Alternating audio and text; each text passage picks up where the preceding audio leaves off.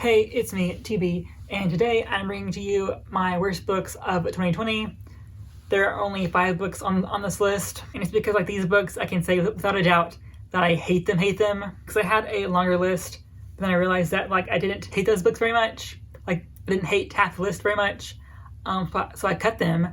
So now I have 5 books that I really hated in 2020. Subscribe, like, share, all of that, and let's get started. So first off is probably the book that I hate the least, quote unquote, and that is The 7 Deaths of Evelyn Hardcastle. This one is honestly more so the fault of me and BookTube, because everyone hyped this up to be so incredible. Then I read it and it was just okay. It started off very promising, but then it just got very it felt too long, basically. One of my issues was that there's a POV in this that is very fat phobic. I just didn't fuck with that very much.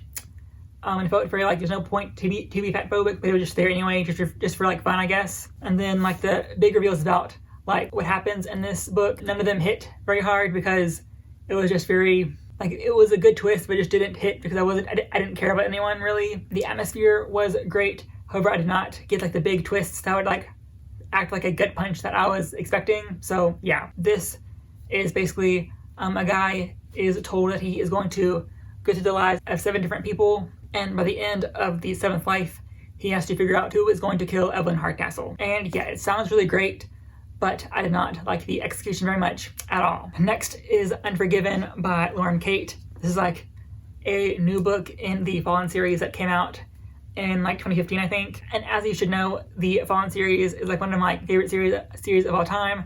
I reread it earlier in 2020 and I loved it. And so I thought this book was going to be okay-ish, and it was fucking not okay. It was bad.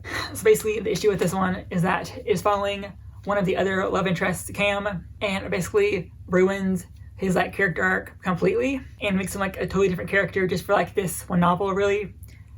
And then when we do have characters that come back to be in this novel from the Fallen series as a whole, they all act very out of character, completely out of character. And then the way that this ends, it ends in a way that you can tell that it was supposed to be a series, but it isn't a series. So it just kind of ends on a very what the fuck note.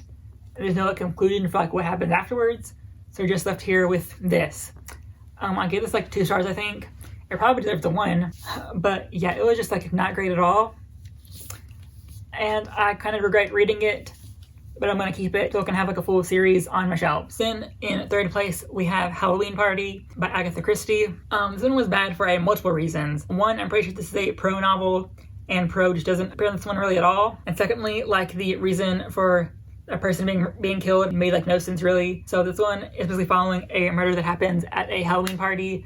I think a little girl was killed, so we have to figure out who killed this little girl and why. Because before she was killed, she was bragging about having seen a murder happen years before. So people think that she was killed by someone that committed the other murder first, the murder she was talking about. The issue is that literally every person says the same thing about this little girl.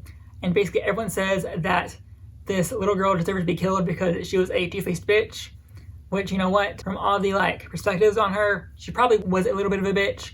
But also she was 12, so not really a valid complaint, That's all everyone ever says, is that she was just an awful person, but that doesn't tell us anything. So most of this book is just spent being told over and over again it's just that this little girl is just an awful person, and that's all really. When the case comes together, it doesn't work really. It's just not a good novel at all. Then we have The Scarlet Letter by Nathaniel Hawthorne. This is a classic. Follows Hester Prynne, who had a child out of wedlock, and she is part of the Puritan community, and therefore she kind of stigmatized for having a child outside of marriage. This is shit because the author is shit. He's just a shit writer all around, and Hawthorne is an example of white men being able to be shit and being praised for being shit because it's hard to read and therefore it's good or whatever.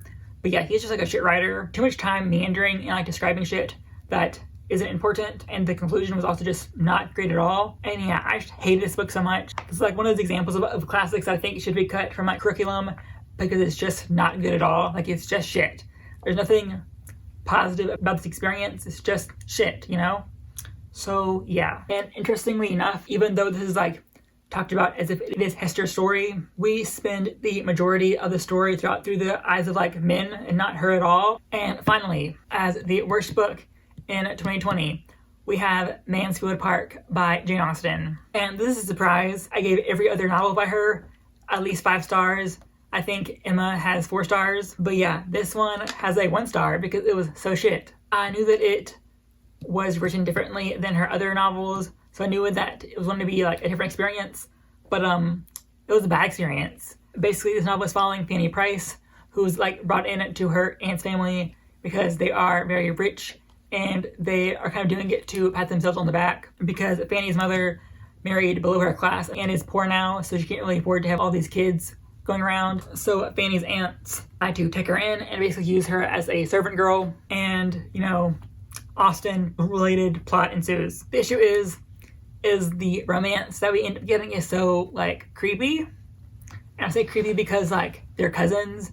Like she ends up dating and marrying her cousin. It's supposed to be like a slow build up because like they start caring about each other, but it's like they're cousins, so I can't really like vibe with that, you know? It's not even like a case of like distant cousins, it's like they're like literally cousins, like and they know it too. So it's just fucking creepy. And I just don't like Fanny as like a perspective, I guess, because she's just so boring. I'm used to classic being like sort of paced, but Fanny does fucking nothing. Fanny spends the first half of this book just like crying in a corner, basically. That's all she does, really. She does nothing else of value for like the whole story, really. And then towards the end, like the big like romantic moment is basically just like her cousin turning to her after talking about how his siblings have all gone to shit because they eloped and basically ruined the family. Basically decides to marry her because they're all that's left on like the moral side of the family.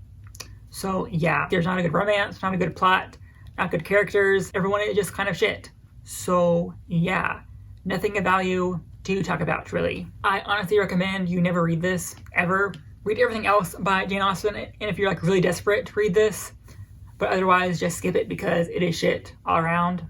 And those are my 5 worst books of 2020, and thank you for watching.